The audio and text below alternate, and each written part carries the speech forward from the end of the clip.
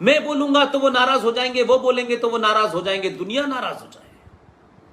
मैं आंसरेबल अपने राष्ट्र के प्रति हूं, किसी XYZ के नहीं हूं। इसलिए इस राष्ट्र को बचाने में जो शक्तियां ताकत देंगी, मदद करेंगी, उनकी मैं तारीफ इसलिए नहीं करूंगा, इसलिए कि उनका मनोबल बढ़ाना भी हमारी जिम्मेदारी है।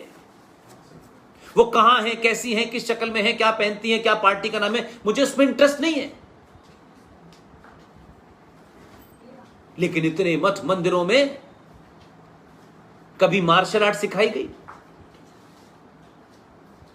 कभी लड़कियों को, युवा लड़कों को शारीरिक तौर पे कैसे मजबूत हो। हमारी जो ट्रेडिशनल मार्शल आर्ट्स थी, केरला में बहुत जबरदस्त आर्ट है, वहां महिलाएं आज भी करती हैं। क्या कभी यह हुआ? नहीं। हमारी जमीन इतनी है, हमारा मठ ये है, हमने ये कहा, कांग्रेस ने ये कहा, तो फिर बीजेपी ने ये कहा, तो ये इसने ये कहा। हमारे तो शंकराचार्य तक बटे हुए हैं। राजनीति इतनी अंदर चली गई है। और जिन्हें आप जाहिल कहते हैं, वो किसी भी शाख पे बैठा हो, सपा की शाख पे हो, बसपा की शाख पे हो, वो कम्युनिस्ट की शाख पे हो, वो आपके की बीजेपी की शाख पे हो, तब भी अपने एजेंडे से नहीं गुजरते। उनके लिए सत्ता और पार्टी महत्वपूर्ण नहीं होती, एजेंडा महत्वपूर्ण होता है। इसलिए आप सेकुलरिज्म के ठेकेदार हो गए, क्योंकि उससे आपको सत्ता मिली। तो अब आपके सामने चेहरा उतरा है, नकाब उतर के उनके असली चेहरे को आपने देख लिया है, तो आप नहीं समझे। पूरा हिंदू सनातनी समाज बॉलीवुड और क्रिकेट में इतना मशगूल है, लगता है कि जीवन में सब कुछ वही है। कौन चला रहा है बॉलीवुड को और कौन चला रहा है आपके क्रिकेट को, यह आपको पता नहीं है। इसके लिए कोई नई जानकारी चाहिए, इसके लिए कोई इतिहास की किताब पढ़नी है। और आज तो आपके पास फ्री में इंफॉर्मेशन है, आप उसको भी नहीं पढ़ना चाहते हैं। झूठ से बाहर निकलिए, सच्चाई का सामना कीजिए। और अगर आपका ये अकीदा है, अगर आपका ये विश्वास है कि जो जीवन मिला है उस जीवन का अंत होना निश्चित है, कब होगा, कहां होगा, कैसे होगा, यह आपको नहीं पता है, तब फिर मरने से क्यों डरते हैं? अगर मौत नहीं आई है तो दुनिया की कोई ताकत आपको नहीं मार सकती। आप कहते हैं, लेकिन उस पे किसी किस्म का आपका आचरण ये नहीं होता, उस पे भरोसा नहीं करते। आपके सामने हजारों साल से ये सिलसिला चल रहा है। दूसरा, आपके समाज में, आपके परिवार में, क्योंकि आप खुद कंफ्यूज हैं, आप खुद एक पुरुष के रूप में कायर हैं, तो आप अपनी महिलाओं को, अपने परिवार में बेटियों को बहादुर नहीं बनाते हैं।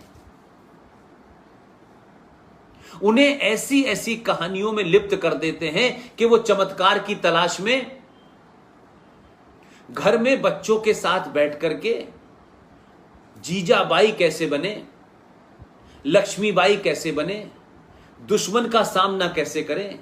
ऐसी परिस्थितियों में कि हमारे सामने ऐसे हालात हो जाएं तो हमें क्या क्या करना चाहिए, किस किस तरह से सामना करना चाहिए। न बेटे से बात करेंगे, न बेटी से बात करेंगे, हम चमत्कार में चले जाते हैं। चमत्कार होगा।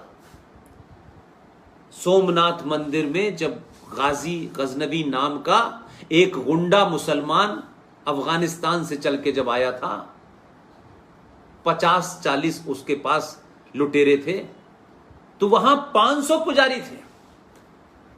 वो घंटा बजा रहे थे, महादेव प्रकट हो, महादेव प्रकट हो। आप सोचिए। इसलिए मैंने कहा कि जब झूठ बोलने की आदत पड़ जाती है तो सच में आपको लगने लगता है कि यही सच है।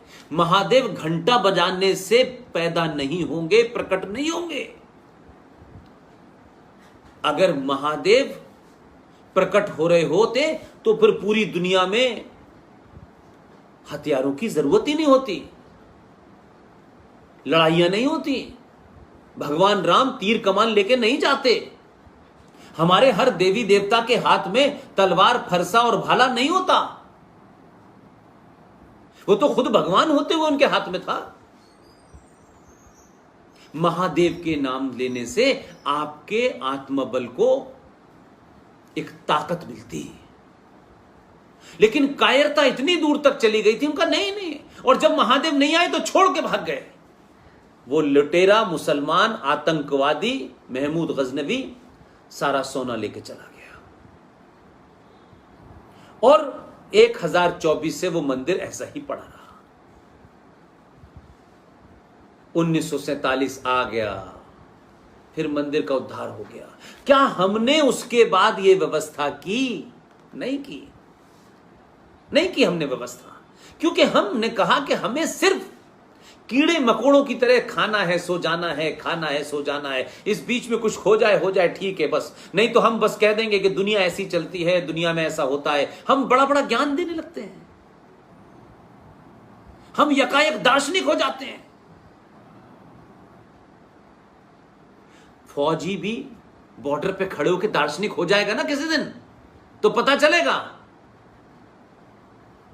वो भी फौजी कह के दार्शनिक, कोई बात नहीं, सब भगवान की कृपा है, वही बचाएंगे, उन्होंने भेजा है, उनकी जिम्मेदारी है। जिस दिन एसपीजी का गार्ड ये सोच लेगा ना,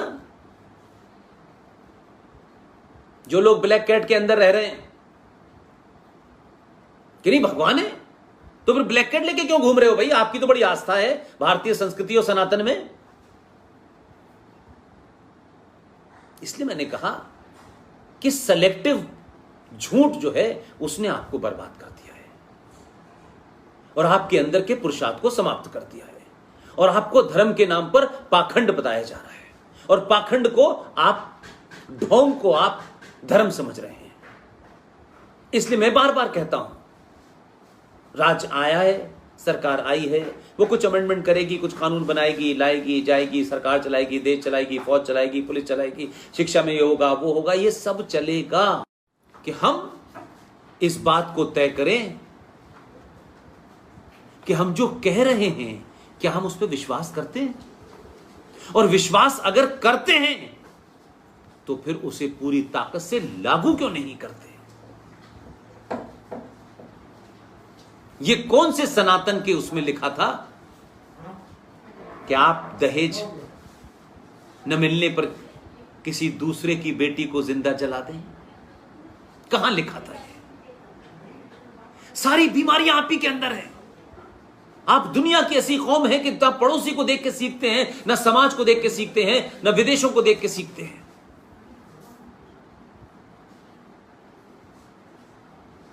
वो जो किसी की बहन है, किसी की मां है, किसी की बेटी है,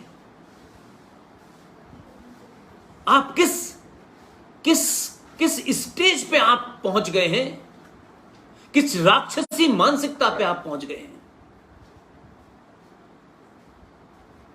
ऐसे ऐसे ढोंगी आपने काम कर रखे हैं कि लगता है कि अरे नहीं, हमने जीवन को सरल नहीं बनाया, क्योंकि जानबूझ के उसको कॉम्प्लेक्स बनाया है ताकि हमारी दुकानें चलती रहें।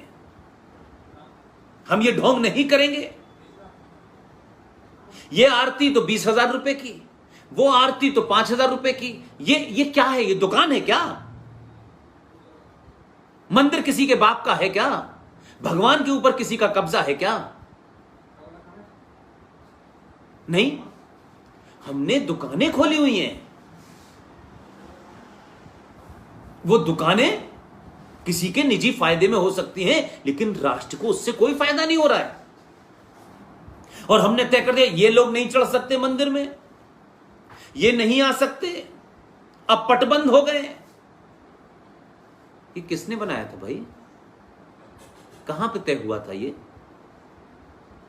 हमने अपनी निजी स्वार्थ और इच्छाओं के कारण अपने समाज के अंदर इतना गैप पैदा कर दिया है कि उसे जोड़ने में सदियां लगेंगी, और जो जोड़ रहे हैं उनके खिलाफ अपने ही लोग खड़े हो रहे हैं।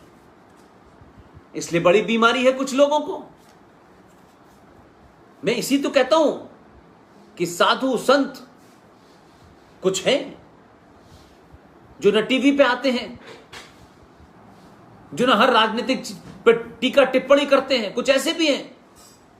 लेकिन कुछ ये हर एक को टीवी पे आना है, क्योंकि हमारी दुकान, हमारा चेहरा दिखेगा तो हमारी दुकान भी चलेगी। किसी का मकान कब्जा कर रखा है, किसी का पैसा लेकर बैठ गए हैं, वो गरीब आदमी मांगता है तो बदमाशी करते हैं।